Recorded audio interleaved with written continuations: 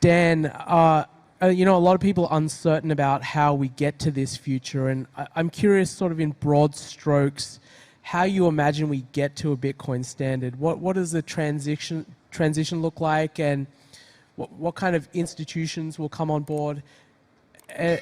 What path do we take to get to a Bitcoin standard?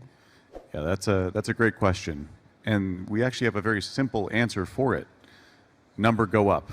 Number go up technology is a very powerful piece of technology. It's the price.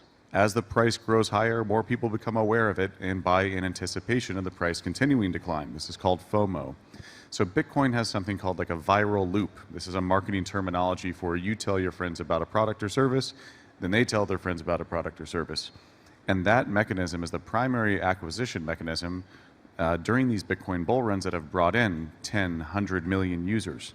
So this is how Bitcoin will likely continue to gain adoption through these market cycles that we see that occur every 4 years or so. So I think that the simple answer is the price. The price and the price increasing is the metric that defines how many people believe in Bitcoin.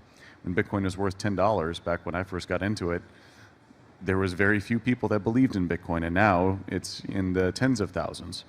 So that is representative of the aggregate network shared belief in it. And so I think that the price in these market cycles are the way that Bitcoin goes from where we're at now to a billion, multi-billion user world, or multi-billion Bitcoiner world.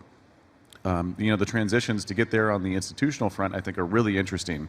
A lot of people go, okay, the institutions are here, that's a great thing, but is that all? Is that it? Institutions bring about more retail adoption. Retail, that's you and me. We're retail traders. And so with institutional adoption, people look to institutions for legitimacy. We may not, but a lot of the world still does. So as the institutions adopt Bitcoin and Bitcoin becomes globally recognized as a store of value or Gold 2.0 asset, then more regular people like us start to believe in it as well.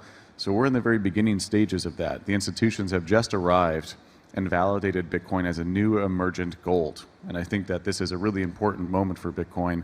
And so in the future, we'll see that continue to climb in adoption in terms of Bitcoin becomes unanimously known as Gold 2.0 or store of value. Ubiquitous terminology for Bitcoin will be like, okay, yes, of course I have Bitcoin, everyone does. So we're in the very beginning stages of that right now. Who are going to be the losers under a Bitcoin standard? Who is going to come out worse, or do we all come out better?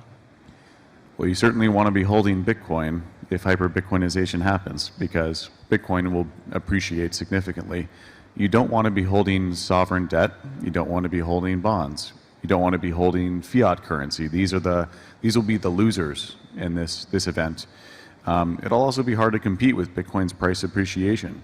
There are other assets, you know, for example, like real estate or gold that might be inflation protected, but you're not going to beat the return that Bitcoin has when Bitcoin flippins the US dollar.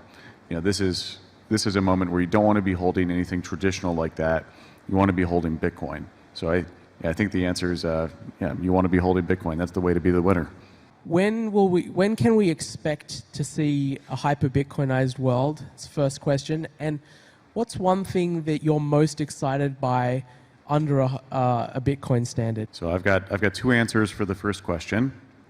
I would say at least a decade for hyper-Bitcoinization would be the most likely and actually conservative estimate. If we do have an event where there's rapid devaluation of fiat currency, the Bitcoin starts to surge or gets close to $1 million of Bitcoin, like a super cycle-esque moment, then we could see it much sooner, maybe 5, 6 years or so. But that would be a very unlikely outcome. I think it could happen. It's not likely to happen. And then what I'm most looking forward to is paying less taxes.